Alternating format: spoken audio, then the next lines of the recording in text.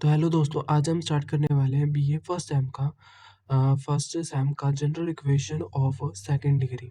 यहाँ पर हम सॉलिड ज्योमेट्री स्टार्ट कर रहे हैं, ठीक है। इसका जो फर्स्ट जो चैप्टर है वो इम्पोर्टेंट भी है और वो बहुत इजी भी है। इसमें हम क्या करेंगे स्टडी, इसमें हम ellipse, parabola, hyperbola, circle, pair of straight line के बारे में स्टडी करेंगे और यही इनके बारे में स्टडी करते हैं जो कॉनिक सेक्शन होता है, ठीक है। कॉनिक सेक्शन में क्या पढ़ते हैं हम? इलिप्स के बारे में, parabola, hyperbola, circle, pair of straight line, इनके बारे में हम स्टडी करते हैं, ठीक है। ये आपको एक बार ये पढ़ लेनी है, ठीक है, और इसको थोड़ा-सा अंडरस्टैंड कर लेना है, ये थ्योरी सी है, ठीक है। बट आपको क्या मेन ज़रूर पता होना चाहिए कि भई पैराबोला कैसे, क्योंकि हम इसके दूसरे चैप्टर में हमने इसको प्लॉटिंग की ग्राफ पर हम कैसे बना सकते हैं इसको वो सीखेंगे। तो उसके लिए हमें ये पता होना चाहिए कि भई पैराबोला की शेप कैसी होती है, इलिप्टिक्स की कैसी होती है, हाइपरबोला की कैसी होती है और सर्कल की तो आपको पता ही है और स्ट्रेट ऑफ टू लाइन्स की कैसी होती है, ठीक है। बस इसमें थोड़ा-सा ये पता होना चाहिए इनका डायग्राम कैसे बनता है और इनकी ये जो वैल्यू है, इनको आप याद कर सकते हो तो कर लें। इतनी फिर नेक्स्ट यहाँ पर 1.6 ये इम्पोर्टेंट है। इसको समझने के लिए मैं आपको एक वर्किंग रूल समझा देता हूँ जो सभी क्वेश्चन में अप्लाई होगा। उसको समझने के बाद हम इसे करेंगे, पहले एग्जांपल करेंगे फिर इसको करेंगे, ठीक है। तो मैं वर्किंग रूल अपना ये रहा, ठीक है। यहाँ से ये आपको ये समझा देता हूँ। तो जैसे कि मैंने कहा था कि भई को क्वेश्चन आपको ये बोल सकता है कि आप फाइंड द नेचर फाइंड करो, सेंटर फाइंड करो या find the equation refer to the centre as a origin. ये सभी फाइंड करने के लिए हमें ना इन स्टेप्स को अप्लाई करेंगे सिंपली, ठीक है। आपको गिवन इक्वेशन होगी उसे जनरल इक्वेशन के साथ कंपैरिजन करना। अब ये जनरल इक्वेशन क्या है? ये आपको याद रखनी पड़ेगी और वो ये है ए एक्स स्क्वायर प्लस में 2hxy प्लस में बी वाई स्क्वायर प्लस में 2gx प्लस में 2fy प्लस में सी इक्वल टू में 0। ये आपको याद करनी पड़ेगी। वो क्वेश्चन गिवन होगा, उस गिवन क्वेश्चन को आपने इस जनरल इक्वेशन के साथ कंपैरिजन करना है। कंपैरिजन करने के बाद आपको यहाँ से मिलेगी ए, बी, सी, जी, एफ, एच की वैल्यू, ठीक है। अब इन वैल्यू को आपने डेल्टा में पुट करना है और डेल्टा की वैल्यू भी आपको याद करनी पड़ेगी। इसमें थोड़ा याद करने वाला थोड़ा-सा ज़्यादा है, पर ये है अगर आप इन स्टेप्स को याद कर लेते हो ना, आपको क्वेश्चन करने में बहुत आसानी होगी, ठीक है? तो यहाँ से डेल्टा की value A, B, C, F F, G, H, ठीक है? और प्लस में 2 इनको ये और ये याद कर लो, ये आसानी से हो जाएगा पीछे वाला। कैसे? इसको लो और इसको लो, ए और एफ इनका स्क्वायर और पीछे वाले का स्क्वायर कर दो और माइनस लगाते चलो इनमें। अब बी और जी वाले का स्क्वायर और आगे माइनस। अब सी और एच, सी एच उस एच वाले का स्क्वायर आगे माइनस। तो इसको याद करना बहुत आसान है, ठीक है? अब यहाँ से आपने डेल्टा की वैल्यू को जो गिवन इक्वेशन में से ए, बी, सी को पुट कर दिया यहाँ पर वैल्यू, इसको सॉल्व करना है। सॉल्व करने के बाद आपको डेल्टा अगर 0 के बराबर नहीं आता, तो ये केस बनेंगे, अगर 0 के बराबर आता है, तो ये केस बनेंगे। अभी वैसे फर्स्ट एक्सरसाइज में ये वाले केस होंगे, ठीक है? तो इनको देखो आप, इसको भी याद करना है, इसको भी याद रखना है। अगर हमारी जो अ, A B minus H square जो वैल्यू है वो पॉजिटिव आती है तो बनेगा इलिप्स। अगर नेगेटिव वैल्यू आती है तो हाइपरबोला, ठीक है। और अगर हमारी जो जो वैल्यू है नेगेटिव वो ए प्लस में बी इक्वल टू में 0 आती है, वो रेक्टेंगुलर हाइपरबोला बनाएगा।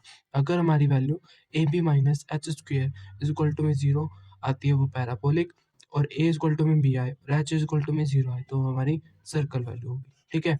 अब यहाँ पर अगर ये डेल्टा में वैल्यू पुट करने के बाद हमारी जो वैल्यू है वो 0 के बराबर आ जाती है, तो ए बी माइनस में एच स्क्वायर अगर 0 के बराबर आता है तो पैरेलल लाइन्स हो जाएँगी।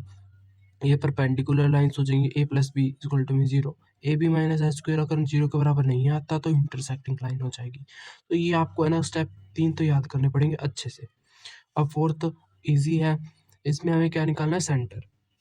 ये हमारा हो गया नेचर फाइंड करने का, ठीक है? इतना नेचर फाइंड कैसे करते हैं यहाँ तक हो गया। अगर आपको सिर्फ पूछा जाए कि नेचर फाइंड कर लो, नेचर बताओ, तो आपको इधर तक करना है। फिर देन अगर आपको बोले कि भई सेंटर फाइंड करो इसका, तो आपको क्या करना है? पार्शियल डिफरेंशिएट करना है एक्स के रिस्पेक्ट में, पार्शियल डिफरेंशिएट करना है वाई के रिस्पेक्ट में और 0 को इनके बराबर रख देना है, ठीक है? गिवन इक्वेशन को जो उन्होंने दे रखी थी। यहाँ से आपको x1 और y1 की वैल्यू मिलेगी, ठीक है? उन x1 और y1 की वैल्यू में से आपको क्या करना है? इसे आपको एक बार याद करना है। ए एक्स और मैं आपको इसको याद करना भी इतना ज़रूरी है। देखो पता है कहाँ से निकलेगी, ये जनरल सॉल्यूशन है ना, ए एक्स स्क्वायर प्लस में 2hxy प्लस में बी वाई स्क्वायर, यहाँ से लेकर यहाँ तक आप इसको याद है। वैसे तो आप पूरा ही करोगे ना, तो यहाँ से यहाँ तक बी वाई स्क्वायर से लिख लेना प्लस में सी। अब देखो यहाँ पर सारे छोटे हैं, यहाँ पर बड़े कर देना आप, ठीक है। और फिर आप सी की वैल्यू को, ये भी आपको याद करनी पड़ेगी। यहाँ से सी की वैल्यू को आपने इसमें रखना है, ये सी की वैल्यू अलग निकलेगी, ठीक है। सी की वैल्यू यहाँ से देखो जी एफ की वैल्यू आपने यहाँ से फर्स्ट में से ही कंपैरिजन करके जी और एफ की वैल्यू निकाल ली थी। और यहाँ पर देखो x1 और y1 यहाँ पर से सेंटर में से अगर आप इनको पुट कर दे तो आपकी ये c1 भी निकल आएगा, ठीक है। अब इस c1 को क्या करना है आपने, पहले इस c1 को दूसरी साइड ले जाके इनके डिवाइड में ला देना है, ठीक है। अभी इतना करो, उसके बाद हम इतना समझ लिया ना आपने। अभी हम इसके बिहाफ पर जो क्वेश्चन है वो करते हैं, ठीक है। तो इसका फर्स्ट एग्जांपल मैं यहाँ पे, ये रहा फर्स्ट एग्जांपल। तो देखो, which conic does the equation X 6x square minus में, फिर ये हमें गिवन इक्वेशन दे रखी है, गिवन इक्वेशन है। इसको हमने कंपैरिजन किसके साथ करना है, हमारी इस वाली इक्वेशन के साथ, स्टैंडर्ड इक्वेशन कह लो इसको, इसके साथ हमने कंपैरिजन करना है। ए एक्स स्क्वायर प्लस में 2hxy प्लस में बी वाई स्क्वायर प्लस में 2gx, ये हमें याद रखनी है। आप इसको 2-3 बार याद कर लेना अच्छे से, क्योंकि ये यहीं पर नहीं, फर्स्ट में भी यूज़ होगी, सेकंड में भी यूज़ होगी, तो इसलिए इसलिए इसको अच्छे से याद कर लो। इसको हमने इसके साथ कंपैरिजन करना है। देखो फर्स्ट क्या है, ए ये रहा, 6 ये रहा, तो ए की वैल्यू 6 आ गई।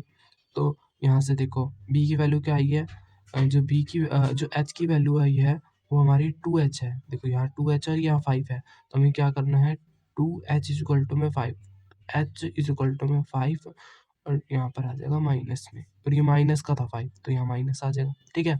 यहाँ से इसलिए -5 आई, और यहाँ से इसको कंपेयर करके क्या आ जाएगा, ये देखो सारे कंपैरिजन करके यहाँ पर A B C F G H की वैल्यू आ गई। फिर मैंने क्या कहा था, सेकंड स्टेप में आपको डेल्टा में पुट करनी है ये सभी वैल्यू। डेल्टा क्या था, ए बी प्लस में 2f g h, और इसको आपने, मैंने याद करने का तरीका कि भाई इसका फर्स्ट ले लो, इसका फर्स्ट, इसका सेकंड ले लो, और इस पीछे वाले का स्क्वायर और आगे माइनस कर दो। तो ये आपको याद करना पड़ेगा। इधर से हमने जो A B C F G H की वैल्यू निकाली, इधर पुट कर दी, यहाँ पर पुट कर दी इसने वैल्यू, इसने सोल्व करी, ठीक है। सोल्व करने के बाद आपको क्या फाइंड करना है, सॉल्व करिए आपने, और ये 0 के बराबर आ गई। तो गिवन जो इक्वेशन है वो क्या, पेयर ऑफ स्ट्रेट लाइन क्या बना रही है, पेयर ऑफ स्ट्रेट लाइन बना रही है। क्योंकि देखो डेल्टा जो है वो 0 के बराबर आ गया ना, जब डेल्टा 0 के बराबर आ जाता है, देखो यहाँ पर भी लिख रखा है, देखो यहाँ पर बनाना, जब डेल्टा 0 के बराबर आ जाता है तब हमें क्या करते हैं, अगर डेल्टा 0 के बराबर आ जाता है तो हम इसको चेक करते हैं, किसको, A B minus H square, देखो यहाँ कर रखा है A B minus H square. यहाँ पर मैंने जो ए था वो ये रहा 6 था, और बी क्या है, -6 है, माइनस एच, एच का स्क्वायर -5/2 का स्क्वायर पॉजिटिव हो गया। तो इसको जब हमने सॉल्व करा तो हमारे पास 0 के बराबर आ गई इक्वेशन। तो 0 के बराबर कब आती है, जब पेयर ऑफ स्ट्रेट लाइन होती है, तो पेयर ऑफ स्ट्रेट लाइन बन गया, ठीक है। इस तरीके से आपने इनके नेचर फाइंड करने हैं, ठीक है। ये कंपल्सरी क्वेश्चन में आ सकता है। देखो अब क्या बोल रहा है इसने, अगले एग्जांपल में क्या बोला है, गिवन इक्वेशन दे रखी है हमें इसने, रिस्पेक्टिव फाइंड द सेंटर, इसका सेंटर भी फाइंड करना है आपको। Equation refer to the origin, centre as origin, ये भी फाइंड करना है, ठीक है। इसमें इसने उसने सिर्फ नेचर बोला था, इसमें इसने सेंटर भी बोला, और equation refer to centre as origin ये भी बोला है। अब आपने क्या करना है, गिवन इक्वेशन थी, फर्स्ट स्टेप वही है, कंपैरिजन करना है इसके साथ। यहाँ से A B C F G H की वैल्यू आ जाएगी, उस A B C F G H की वैल्यू को डेल्टा में पुट करना है। डेल्टा में पुट करने के बाद उसको सॉल्व करना है। अगर सॉल्व करके देखो क्या आया है, ये जो डेल्टा है वो नॉट इक्वल टू 0 है, यानी कि ये वाले केस बनेंगे, यहाँ से ये वाले केस बनेंगे जब डेल्टा नॉट इक्वल टू 0 है। अब इसको चेक करने के लिए हम क्या करते हैं, यहाँ से हम किस में वैल्यू पुट करते हैं, A B minus H square में पुट करते हैं वैल्यू, ठीक है। A B minus H square में पुट करी वैल्यू, इसको सॉल्व करा, यहाँ से जो इक्वेशन है क्या बनती है भाई, जब जब हमारी वैल्यू जो आती है पॉजिटिव, ये देखो पॉजिटिव वैल्यू आई है, तो हमारी क्या बनेगी, इलिप्स बनेगी। तो हमने डेल्टा 0 के बराबर नहीं आया, जो A B minus H square है वो पॉजिटिव वैल्यू दे रहा है, तो इलिप्स बनेगा। तो यहाँ से जो इक्वेशन है, जो गिवन इक्वेशन है, क्या रिप्रेजेंट कर रही है? इलिप्स रिप्रेजेंट कर रही है, ठीक है। इसके बाद हमने क्या करना है? पार्शियली डिफरेंशिएट करना है with respect to X given equation को, और पार्शियली डिफरेंशिएट करना है वाई के रिस्पेक्ट में, ठीक है। इसको मैं आपको समझा देता हूँ भाई कि कैसे पार्शियली डिफरेंशिएट करना। पार्शियली होता है कि भाई आपको उसी के बिहाफ पर ही करना है। जैसे मैं इसको लिख लेता हूँ, जो गिवन इक्वेशन मैं उसको लिख लेता हूँ 24xy प्लस में 29y² माइनस में 72x प्लस में 126y प्लस में 81 इज इक्वल टू में 0। ये हमारी गिवन इक्वेशन थी। इसने कहा था भाई पार्शियली, पार्शियली का साइन होता है कि ऐसे, कर्ल इसको बोलते हैं कर्ल, कर्ल एक्स, ठीक है, कर्ल एफ बाई में कर्ल एक्स। अब क्या ये गिवन इक्वेशन है ना, इसको partially with respect to X के करना है ना, तो अब देखो आपने सिर्फ एक्स एक्स वाले को ले उठाना है जिसमें एक्स है, जो वाई है वो सारे जीरो हो जाएंगे। ये होता है पार्शियली में सिर्फ कि भाई एक्स के रिस्पेक्ट में करो तो आपको एक्स वाले को ही देखना है, वाई वाले को सभी को जीरो। जैसे अब ये एक्स का है, ये भी एक्स का है, इसमें चाहे वाई हो पर एक्स तो है ना, ठीक है। तो ये भी है। अब ये देखो y, इसमें सिर्फ y है, तो ये इसको हम यूज़ नहीं करेंगे, ये जीरो हो जाएगा। इसको इसको यूज़ करेंगे, x है इसमें, इसको नहीं करेंगे, इसमें y है, ये जीरो हो जाएगा, ठीक है। और ये कांस्टेंट है, ये जीरो हो जाएगा। अब हम इसका करते हैं, देखो 30 ऊपर बस सिंपली डिफरेंशिएट करना है, पावर आगे आ जाती है, तो 36 को 2 से मल्टीप्लाई करेंगे 72x प्लस में, अब देखो यहाँ से जो पार्शली कर रहे हैं तो x का तो 1 हो जाएगा ना, 24y आएगा यहाँ पर, माइनस में अब ये y वाला था, ये तो सारा जीरो हो गया। अब ये देखो ये x का है, तो यहाँ से क्या आएगा 72, x हो जाएगा 1 और ये बाकी दोनों हो जाएंगे जीरो। तो ये हमारी हो जाएगी पार्शली डिफरेंशिएट कर दिया हमने विद रिस्पेक्ट टू x, ठीक है। अब हम करेंगे पार्शली डिफरेंशिएट टू y के रिस्पेक्ट में जो जितने भी x वाले हैं वो जीरो हो जाएंगे, ये जीरो हो गया। अब ये भी जीरो, नहीं ये जीरो नहीं होगा, क्यों? क्योंकि इसमें y है, ठीक है, x भी है y भी है, तो y को देखेंगे। अब ये पूरा का पूरा y है, तो ये भी यूज़ करेंगे, ये पूरा का पूरा x है, तो ये जीरो हो जाएगा, ये भी, ये नहीं जीरो होगा, ये जीरो हो जाएगा। तो हमारे पास एक ये बचा, ये बचा, ये बचा और ये तो जीरो हो गया। तो जब हम इसका पार्शियली करेंगे विद रिस्पेक्ट टू y, तो यहाँ से देखो 24 y हो जाएगा 1, यहाँ से बचा x प्लस में जब इसका करेंगे तो पावर आगे आ जाएगी, 29 को 2 से मल्टीप्लाई करेंगे 58y आ जाएगा, माइनस में अब ये जीरो हो गया, ये पॉजिटिव है तो यहाँ पॉजिटिव साइन आ जाएगा और y 1 हो जाएगा, 126 यहाँ पर आ गया हमारे पास, ठीक है, ये आ गया। अब उसने क्या कहा था, आप ये जो वैल्यू आएगी कर्ल एफ बाय में curl X is equal to में जीरो के बराबर रखना, कर्ल वाई बाय में कर्ल एफ बाय में कर्ल वाई को वाई के बराबर है तो जीरो क्या है। अब इन दो वैल्यू को आपने नाम देकर इनकी है ना इक्वेशन निकालनी है। इसको इधर ही देख लेते हैं। तो इन्होंने क्या कर रखा है भाई, देखो वही चीज़ का बताई मैंने आपको, कर्ल एफ बाय में कर्ल एक्स जीरो के बराबर, कर्ल एफ बाय में कर्ल वाई इक्वल टू में जीरो, इसके बराबर रखा। उसके बाद हम जो हमने यहाँ पर देखो, ये जो मैंने निकाली थी ना दो वैल्यू, इन्होंने यहाँ पर रख रखी है, उसको इसको थोड़ा सा सिंप्लीफाई कॉमन लेकर इन्होंने थोड़ा सिंप्लीफाई करके इनको फर्स्ट और सेकंड इक्वेशन लेट कर लिया। अब यहाँ पर इन्होंने क्या कर रखा है, आगे इन्होंने एलिमिनेट, अब यहाँ से हमें एक्स और वाई की वैल्यू निकालनी है। अब आपको है ना 10th में जो पढ़ा था हमने क्रॉस मल्टीप्लिकेशन, सब्स्टिट्यूशन मेथड और एलिमिनेशन मेथड, उन तीनों में से कोई भी अप्लाई करके, कोई सा भी अप्लाई करके यहाँ से आपने एक्स और वाई की वैल्यू निकाल लेनी है। तो इन्होंने यहाँ पर क्रॉस मल्टीप्लाई वाला मेथड अप्लाई कर रखा है वो, ठीक है। उसको अप्लाई करने के बाद एक्स और वाई की वैल्यू को निकाल कर इसके कोऑर्डिनेट्स ऑफ अ सेंटर ये इन्होंने निकाल लिए, ठीक है। निकालने के बाद कोऑर्डिनेट्स आ गए, ये एक्स है ये वाई है, कोऑर्डिनेट्स आ गए। कोऑर्डिनेट्स आने के बाद इन्होंने क्या निकालना है, the equation of conic refers to a centre as of reason.